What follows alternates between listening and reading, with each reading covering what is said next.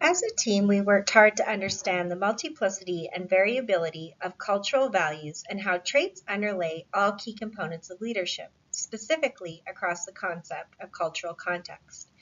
We reflected as a team on the intersecting elements of culture and applied our reflections to three key components: self and culture, as in who we are, culture and organizations, as in how this is created, and finally, the overarching concept of culture of leadership and how we can ensure all belong within an organization. In creating this presentation, we had the opportunity to develop awareness, sensitivity, and mindfulness about our own power and privilege from the various cultural settings we individually come from. This reflection was a great learning exercise. From this approach of looking at ourselves from the lens of self, organization, and leader, and the culture within each of these, we were able to develop strategies that ultimately help us in our own leadership journeys in working more effectively across cultural differences. In development of our presentation, and we never lost sight of the concept of individual and how we come to the table. Cortes says whether a culture is individualistic or collectivist depends on the degree which the individual's beliefs and actions are interdependent of those of the group. With this in mind, we thought the most natural place to start is with us as individuals and what our intersectionality can demonstrate in the conversation on culture and advantage. Cortes describes that in making a personal commitment to create cultural diverse society, you will need first to assess your background, experiences, exposure to different cultures, and any negative images you may have about certain groups. This explores the concept of intersectionality. This refers to the interactivity of social identity structures such as gender and race and how they intersect with life experiences. As a team, we examined the relationship between privilege and disadvantage and how this can affect our outcomes in terms of power. As you can see on the slide, we were transparent within our own selves and our cultures and how this can impact us. Through our readings, we heard some exploration of the white advantage. McIntosh poses a list of examples to suggest it is a privilege to be white and speaks to it being conferred dominance in society. The advantages in life that come with this dominance are a given, and white people may be oblivious to the norms that others who are not white as provided are entitled. This is described by Bennett as ethnocentric behavior and a minimization of other cultures due to the lack of awareness of own culture. People at this stage tend to overestimate their racial and ethnic appreciation, yet in reality, they're unable to appreciate other cultures because they cannot see their own culture clearly, says Bennett. As a team, we know this applies to cultural perspectives, is that we need to keep an objective perspective to different cultures and accept that there are long-standing history that may influence how people interact and behave in different cultural settings. We identify ourselves in this and how this is vital in how we're perceived in our organizations and beyond. Stein argued that every organization has three internal cultures that are often not aligned with each other: operator culture, based on operational success; engineering culture, designers and technocrats who drive the core technologies and are part of the worldwide occupational community; and thirdly, executive culture, CEO, his and her immediate subordinates that are part of the worldwide occupational community. The lack of alignment of these cultures is what causes failure of organizational learning, says Stein. In other words, organizational culture approach is practical and planned process. Moreover, this leadership approach is likely to be successful in shifting organizational cultures because rather than focusing on norms and values that can be short-term, it lays the foundation of change in policies, procedures, and incentives.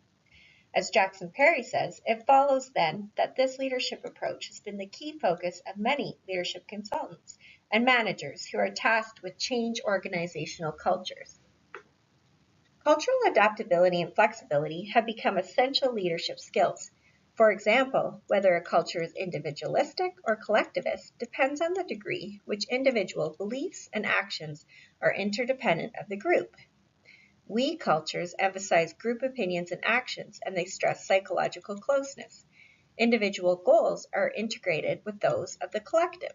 Individualistic cultures, on the other hand, emphasize personal opinions. Being able to think for yourself signifies intelligence and competency. Competition with others is considered healthy, motivating, and beneficial. One advances by calling attention to oneself and standing out from the group. As we learned from Jackson Perry, cultures are not static, they are dynamic and continuously evolving. We need to keep this in mind in how we apply this to our leadership lens. Most importantly, as a team, we observe the need to always be mindful as how we come to the table as individuals, and what is the culture of the organization that we work within. This is forever changing. As described by Cortes, of course, these cultures, individualism and collectivism, are not rigidly separate. In today's rapidly changing and interdependent world, cultures are blending aspects of both. If the leader's role and goal is to create multicultural organizations, then we look to Cortes. That multicultural leadership also implies changing organizational structures, such as dismantling hierarchical pluralism. Hierarchical pluralist organizations, according to Cortes, include a diverse group of people.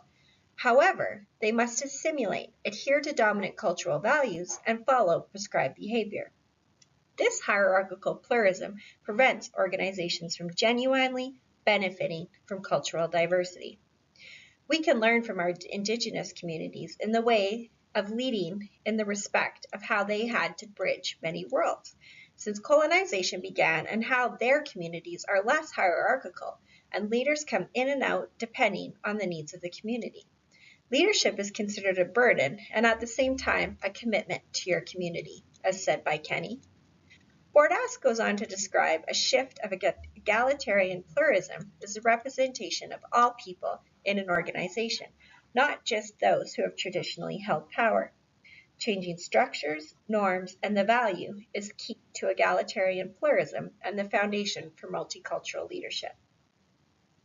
The bottom line, as we learn in Kouzes and Posner, the best kept secret of successful leaders is love. Staying in love with leading with the people who are doing the work and what their organization produces, and those who honor the organization by using its products and services. This speaks to the concept of leadership culture through the lens of love. You need to love the individual values at the table, you need to love the organizational culture, and you need to love the art of leadership. As Collards talked about the emergence of cross-cultural theory and research paradigms to combat cultural blindness and develop cultural sensitivities, we as a team felt that in exploring this, it is so important to always start with the concept of self and observing these cultural sensitivities. We felt that exploring our cultural blindness was the first step in learning about ourselves and culture and developing cultural sensitivities. We reflected as a team on the intersecting elements of culture and applied our reflection, as mentioned, into the three key components: self and culture, as in who we are; culture and organizations, as in how this is created; and finally, the overarching concept of culture of leadership and how we can ensure all belong within an organization. We had the opportunity to develop awareness, sensitivity, and mindfulness about our own power and privilege from these various cultural settings we individually come from and we work within. From this approach, we were able to develop and identify strategies that will hopefully help us along our leadership journeys to work more effectively across cultural differences. On behalf of Val Cortes, Team 3, it's been a privilege to narrate today's presentation. Please see all of the references that we used in pulling together this script and this slide deck. Thank you very much.